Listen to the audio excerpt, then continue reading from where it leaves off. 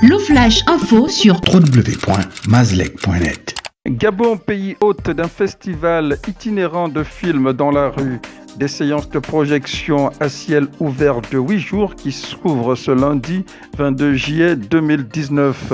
3 villes du nord du Gabon, Oyem, Munzik et Bitam, serviront de site d'escale à l'équipe technique conduite par la Gabonaise Marlène Allen.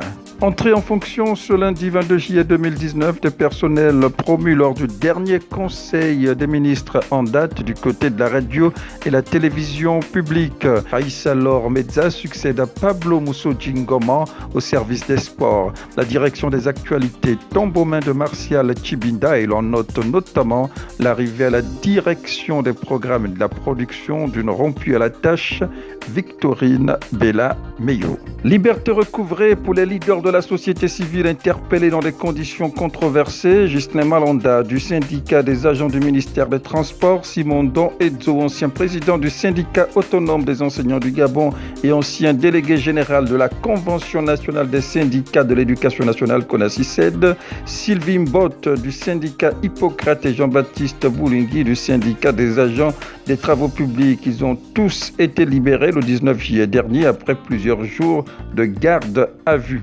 Retour au paiement mensuel de la pension retraite après un bref basculement au paiement trimestriel. Mesure gouvernementale à en croire les délégués du collectif des retraités qui coïncide avec le départ de Nicole Christiane Assélé à la tête de la Caisse nationale de sécurité sociale CNSS.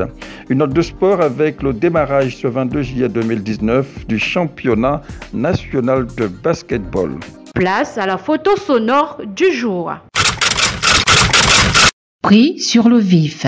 Germain Nguema Ella, président du syndicat national des magistrats du Gabon, le SINAMAG. Peuple gabonais, quelles sont les activités industrielles ou commerciales connues de ces ministres et super directeurs qui justifieraient qu'ils se retrouvent tous, sans exception, du jour au lendemain à la tête des grosses fortunes?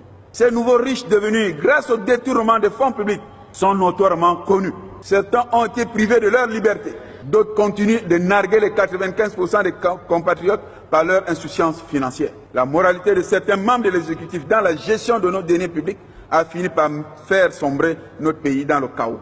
Quelle crédibilité accorder à un gouvernement qui dit vouloir réduire la masse salariale de l'État quand dans le même temps il augmente le nombre de députés en manquant ainsi de manière structurelle les charges de l'État? Le pouvoir judiciaire ne serait prêt au sacrifice patriotique pour le redressement de nos finances publiques que lorsque le pouvoir exécutif saura faire preuve d'exemplarité dans la gestion de nos deniers publics. Mazlec Info.